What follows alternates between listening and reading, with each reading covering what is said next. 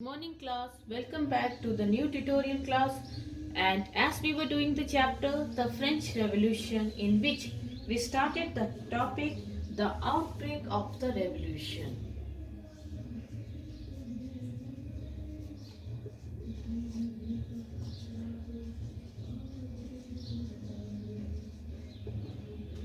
So students, what we saw that Louis XVI,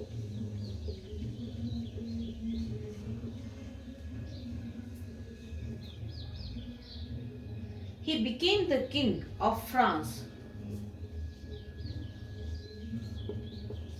in the year 1774.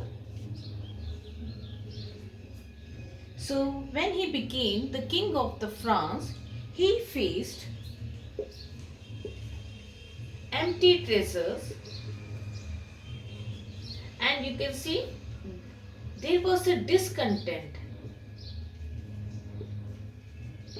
among his citizens.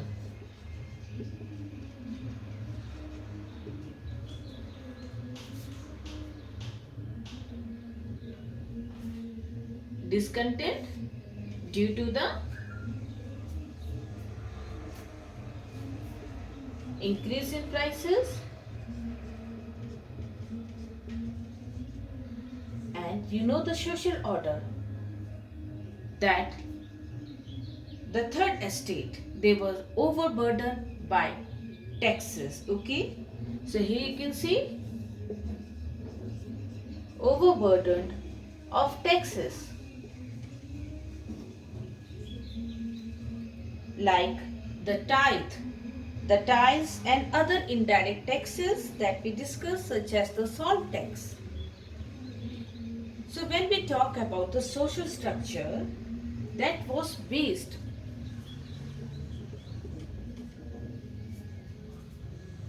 on feudalism, where first and second estate, they got special privileges of exemption from the taxes. So here you can see there was a discontent among the citizen as well due to the increase in the prices, overburdened by taxes, and then here you will see that the social structure or the order,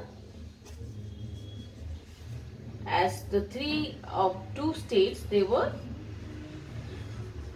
two estates, they were privileged. Privilege means they are exempted from any kind of taxes. So the third estate, it was overburdened by the taxes. So here you will see that Louis XVI on 5th May 1789, he called the meeting of the Estate General.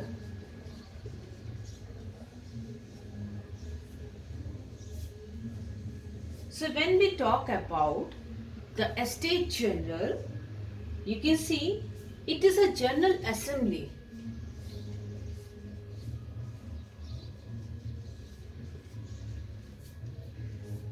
representing the French estates of the nation. It means that the three estates,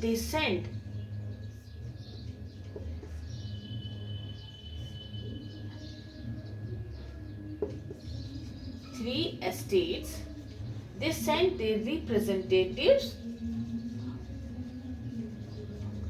or you can call them delegates. Okay,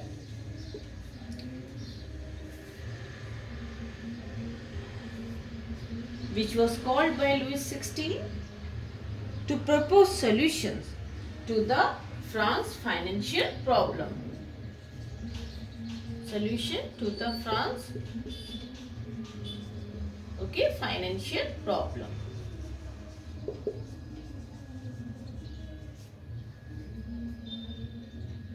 So under the assembly medieval rules, each estate, they met in a separate hall to vote, and each estate, they had one vote.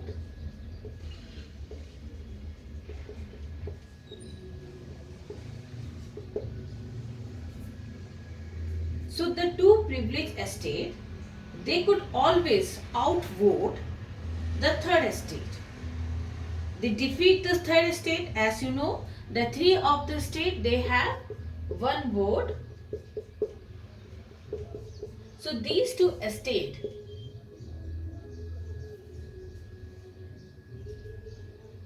they outvote or they defeat the third estates by winning by majority of one more vote. You can see here. So the third estate delegates or the representatives, mostly members of the, if we talk about these estate, now the delegates or the representatives,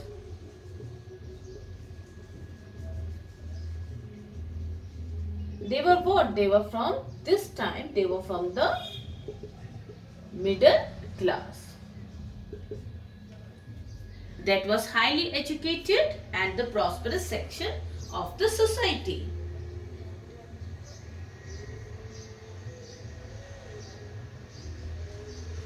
And which was shaped by the enlightened and were eager to make changes in the government.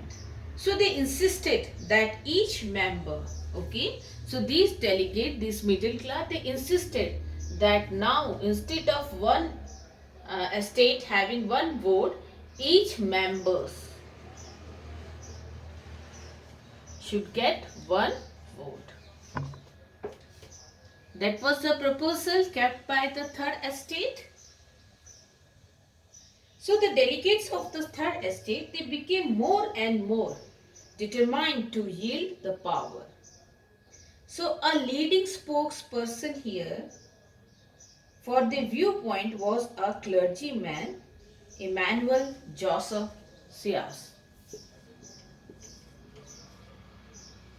He belongs to the first estate, clergyman.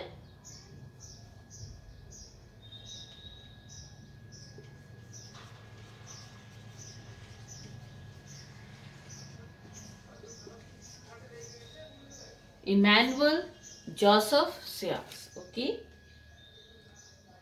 So in a dramatic speech, he suggested that the third estate delegate name themselves the National Assembly and they should pass law and reform in the name of the French people. So what he suggested? That these third estate, they should name themselves as a National Assembly. Okay? And they should pass the law and reforms in the name of the French people. So you will see that on June 17, 1789, so they voted to establish the National Assembly. Okay, so on June 17, 1789, they voted. They voted means here we are talking about the third estate. They voted to establish the National Assembly as the long and excited debate of these delegations. So on 20th June, a very important date here.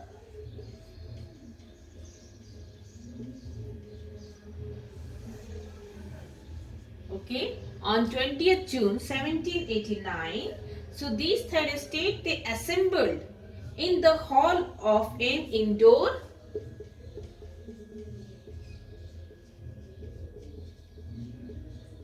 tennis court at Versailles and they declared, okay, they declared themselves as a National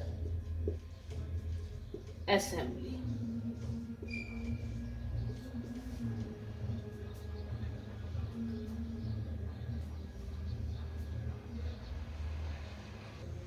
And pledged to stay until they had drawn up a new constitutions. So when we talk about this pledge, it became known as the Tennis Court Oath.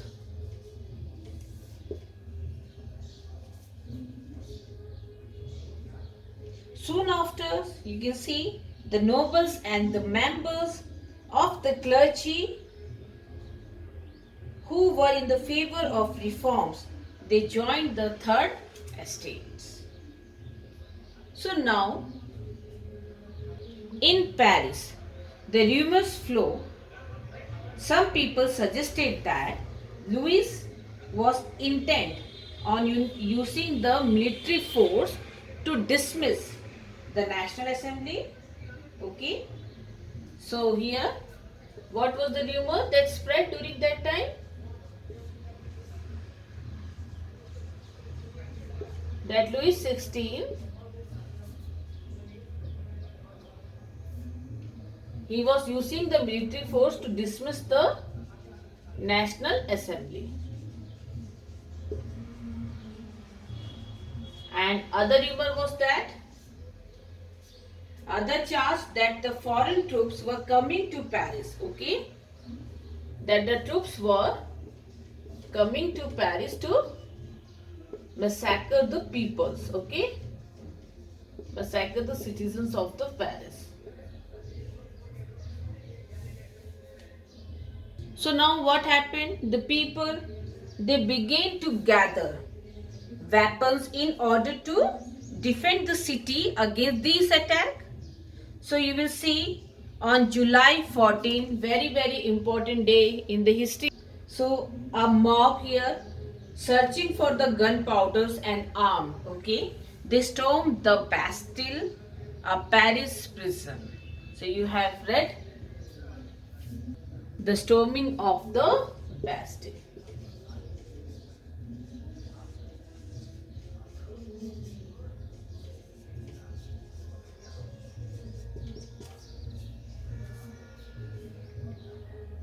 So here the fall of the Bastille, it became a great symbolic act of revolution to the French people. Ever since you will see the July 14 Bastille Day has been a French national holiday. So a great fear, okay?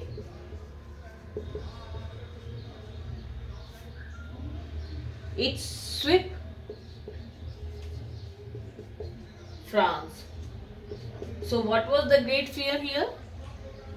So you can see as the rebellion, as a long rebellion spread from Paris into the countryside. Okay, as you can see the rebellion, it spread from Paris to the countryside. So here from one village to next village, wild rumor it circulate that the nobles here, they were hiring, okay? So village to village, you can see as the rebellion, it was spreading from countries, from Paris to the countryside, and you can see from village to village here a rumor that circulate that nobles here, okay, they were hiring the bands of brigands. So what is this bands of brigands? So you can see those people who are involved in the criminal activities, or you can see they are just a plunderer. Okay.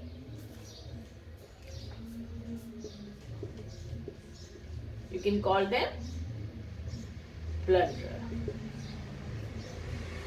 So that they could terrorize, okay, the peasants. So a wave of senseless panic, okay, here you can see a wave of senseless panic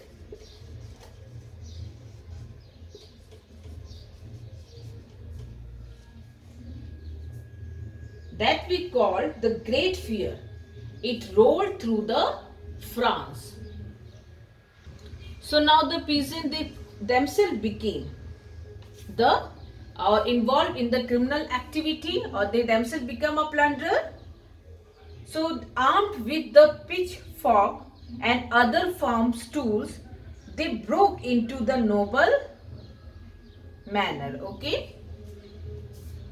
So the peasant, they attacked to the noble, you can see manor houses, and destroyed the old legal paper that bound them to pay the feudal dues. So in some cases, the peasant, they simply burned down the manor houses. So same another incident in October 1789, where you can see thousands of Parisian women, okay, even here they rioted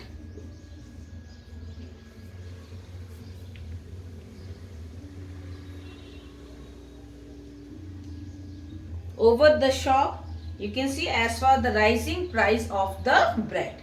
So carrying the knives, axes and other weapons, the women, they marched on Versailles.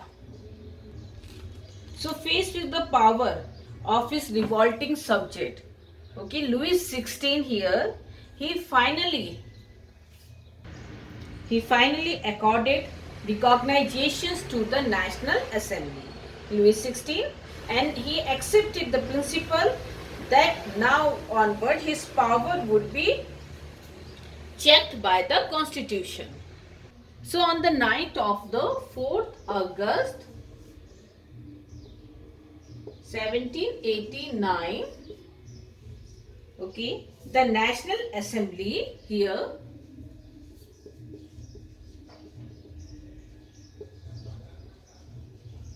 so they passed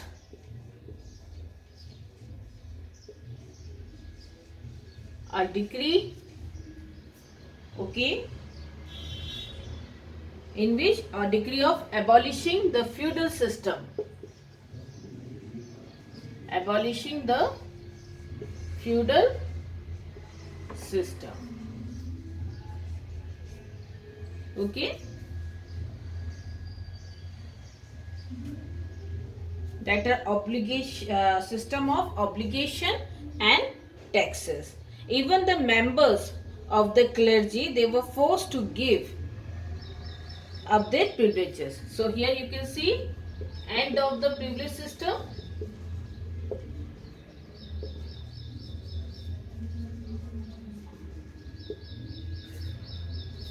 And here they abolish the tax that we call tithe. Abolition of the tax called tithe.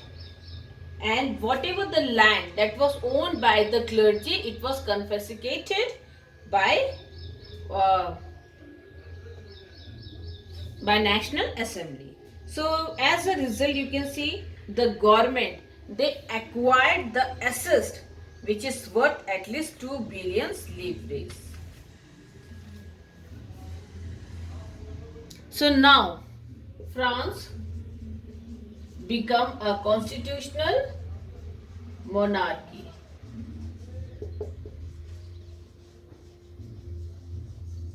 Okay, France, it become a constitutional monarchy. So in the year 1791, so the National Assembly, it completed the draft of the Constitution.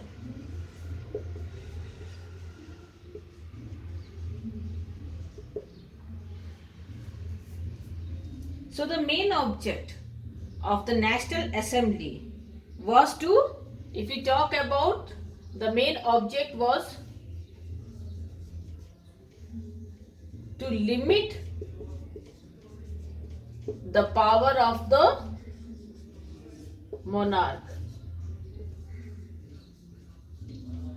Okay, so the main object here was to limit the power of the monarch.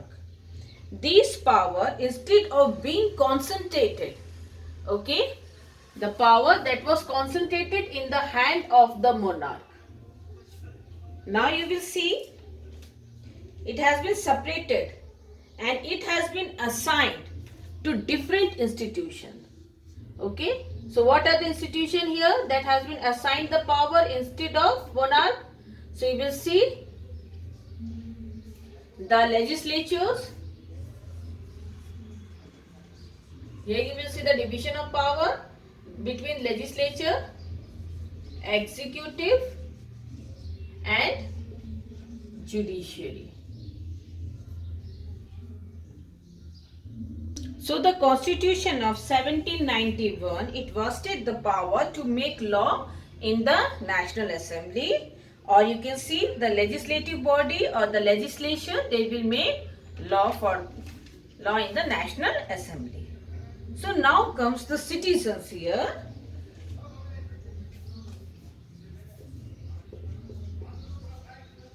So we'll talk about the active citizens. Who are the active citizens? Active citizen, we call them those who are entitled to give vote. So who were entitled to give vote? Only men. Okay, first here only men. They were entitled to give vote, not the women. Clear? Who is above the age of 25 plus? Okay. Then you will see who paid the taxes equal to at least 3 days of a laborer wage. Okay. So you can pay taxes which is equal to 3 days laborer's wage. So were given the status of the active citizens and they were entitled to give vote. And when we talk about the women, okay, you will see the women, children and youth here below 25 age. They were kept in the class or the category of the passive citizens.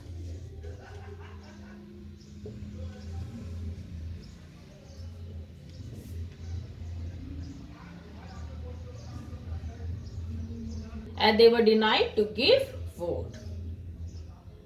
So the active citizens, they voted for a group of electors. So they voted for a group of electors. And then the electors, they choose the members of the National Assembly.